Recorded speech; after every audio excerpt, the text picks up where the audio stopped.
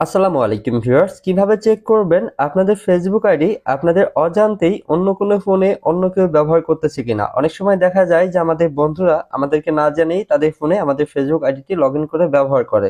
তো কিভাবে আপনি চেক করবেন আপনার ফেসবুক অ্যাকাউন্ট অন্য কোনো ফোনে অন্য কেউ ব্যবহার করতেছে কিনা। তো চলুন কাজটি শিখে রাখুন। তো প্রথমে আপনাদের ফেসবুক অ্যাপ্লিকেশনটি ওপেন করবেন। ওপেন করার পরে এই যে উপরের দিকে যে সেটিংটি দেখতে পারবেন, জাস্ট এখানে ক্লিক করবেন।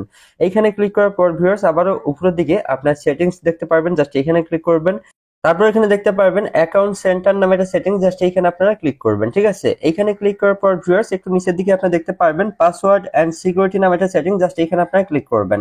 তারপর একটু নিচের দিকে আপনারা দেখতে পারবেন হুয়ার ইউ লগ ইন, জাস্ট এইখানে আপনারা ক্লিক করবেন। ঠিক আছে, এই সেটিংটায় ক্লিক করবেন। এই সেটিংটায় ক্লিক করার পর ভিউয়ার্স এখানে দেখবেন যে আপনাদের ফেসবুক অ্যাকাউন্ট নামটি শো করবে, জাস্ট এইখানে আপনারা ক্লিক করবেন, বা ফেসবুক প্রোফাইল নামটি শো করবে, জাস্ট এখানে ক্লিক করবেন। তারপর এখানে আপনারা দেখতে পারবেন যে আপনাদের ফেসবুক অ্যাকাউন্ট ঠিক কয়টি ফোনে লগ ইন করা আছে সেই কয়টি ফোনের মডেল নাম্বার এখানে শো করবে। প্রথম যে মডেল নাম্বারটি দেখতে পারবেন সেটা হচ্ছে আপনাদের ফোনের, এবং কি আপনাদের সেকেন্ড কোনো ফোনে যদি লগ ইন করা থাকে তাহলে সেটা নিচে এখানে শো করবে।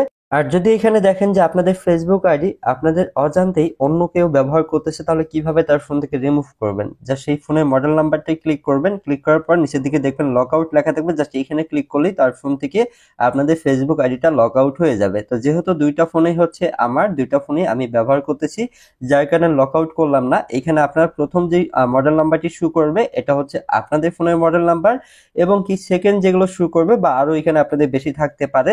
তো এখান থেকে আপনার চেক করে দেখবেন যে কোনো ফোনের মডেল নাম্বারটা যদি আপনার না হয়ে থাকে, অন্য কারো হয়ে থাকে, জাস্ট সেই ফোনের মডেল নাম্বারে ক্লিক করবেন। ক্লিক করার পর লক আউট বাটনে ক্লিক করলে সেই ফোন থেকে লক আউট হয়ে যাবে।